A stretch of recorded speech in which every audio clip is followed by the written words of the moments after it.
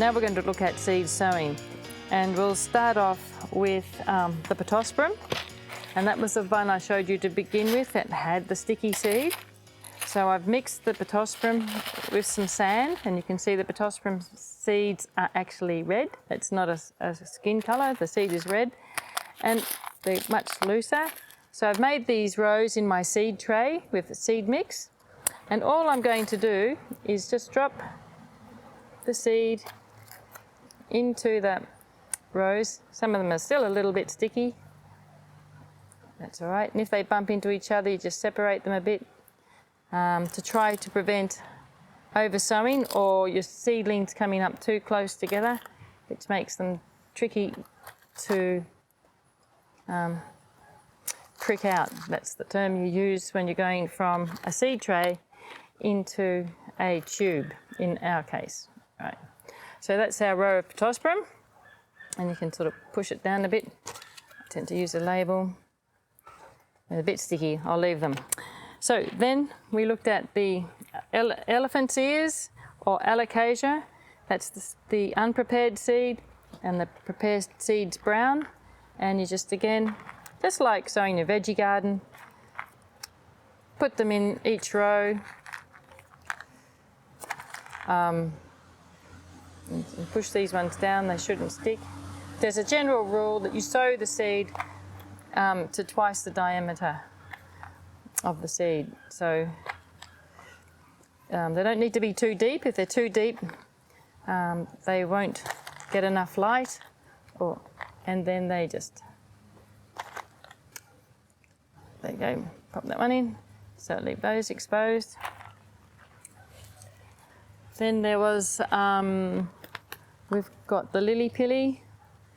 I've only found two. I don't know what I did with the others, but anyway, this is the lily-pilly, and you just pop that in, like push it down a bit in the little furrows. So that's the lily-pilly. Oops, he jumped out. They tend to do that sometimes, so don't let that concern you. You just put them back in and make another row through there. And then you've got the fine seed. So in this case, we just look at the eucalyptus, the Pteridoccornis, a bit like sowing carrots, and just sprinkle it. You can mix it with sand if you want to. Just do a little row of eucalypts like that. There's a lot of frass in there, but that's all right. And then very similar process with your alocasias. Normally, I use a whole tray per species of plant. That's got a bit sticky. So when they stick together, and so I just scatter them over with the same process, but I'll just use the label to help separate these a bit. And it's easier for me to sow them in a whole tray, scattering them, than it is in rows like this. But if on a smaller scale, you can do this system. It's not a problem. You will find they'll all germinate at different rates, so don't worry. If there's some species isn't germinating, that's just the way it is. And keep your tray for anything up to 3 months, really, should cover it, because some plants take 3 months to germinate. And then your fig, it's really hard to separate them. So you do get a little bit of oversow.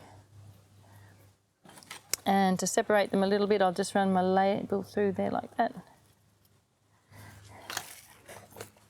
And the last one was the bottle brush. Oh no, we'll do the beach bean. The bottle brush is very similar to the figs and the eucalypt. And the bigger seeds, you can just push into the soil like that. It doesn't matter what way they go, up, down, sideways, they will turn themselves around. They're very good at that. I tend to just sow them flat because it's easier. And so now we've got our rows all open. Then, so you don't get confused, you label them all. So we've got Pittosporum revolutum, Cunjivoi, and so you've got a name, Cunjivoi, and then so you know what the date, what time you sowed it. It'll be the 1st of the 3rd, 2022. So you just write the date. I tend to use lead pencils all the time on plastic because they last a long time. You can use the botanical name or the common name, doesn't really matter. And on it goes, so you keep going down. And then all I do is just run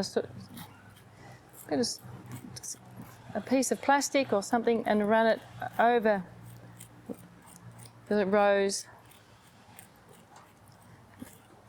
like that. Keeping in mind I always tend to use one species, one tray, so there might be a little bit of mixing there, but I hope not. And you cover them up. This is the tricky one, the pittosporums.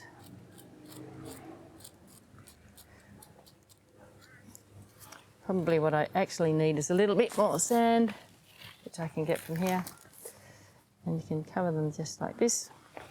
The mix here is river sand with a coconut fibre in it, just to stop the river sand from setting so hard, which it can do. And any exposed seeds you see, just pat them in. I have a little tamper here, and just tamper them down to get good contact, the media to have good contact with your seed. And then you just very gently water them in. A fine misting spray with a misting bottle will be ideal, so you don't displace the seed, and then put them in a light watering system. So that is the general rule for seed sowing. Just think of vegetable seed sowing, it's no different. Good luck with your seed sowing.